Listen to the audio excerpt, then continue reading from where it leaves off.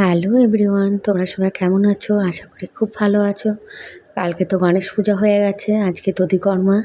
তাই এই যে দোকানে এসে সব কিছু রেডি করে নিয়েছি। আমাদের দোকানে একটু ছোটোখাটো করেই পুজো করি। এই যে গণেশ ঠাকুরটা দেখছো, পছন্দ হয়েছে। ঠাকুর মানে সবই ভালো লাগে।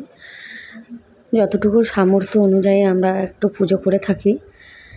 ঠাকুরমশাই আসেনি, তাই ভাবলাম একটু শেয়ার করে। এই যে প্রসাদ আগে কেটে নিয়ে একটু চিড়ে প্রসাদ দেওয়া হয়েছে আজকে দধিকর্মা, তার জন্য।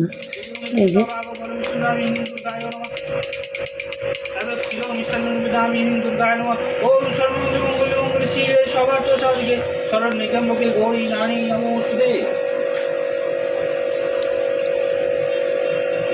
সব পুজো হয়ে গেলে এবারে আমরাও প্রসাদ খেয়ে দুপুরবেলা খাওয়া দাওয়া করে এই যে বিকেলবেলা ঘুরতে বার হয়ে গেছি সবাই মিলে একটা ঠাকুর থেকে ফুচকা খেয়ে নিচ্ছে।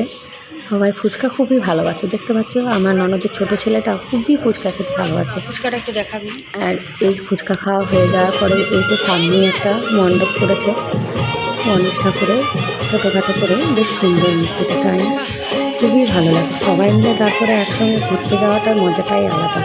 ওরাও অনেক দূরে থাকে, ধরো আমরাও একা একাই থাকি, তার জন্য ওরা সবাই এলে খুবই আনন্দ লাগে।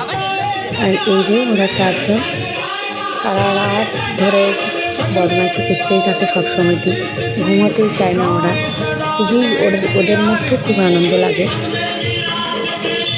আর এই যে সামনে ওরা প্রসাদ দিচ্ছিল, একটা প্লেটে আমরা সবাই খেয়ে নিচ্ছিলাম। সবাই ফুচকা খেয়ে নিয়েছিল, তো কেউ খেতে চাইছিল না, একটু একটু করে নিয়ে নিয়েছিলাম।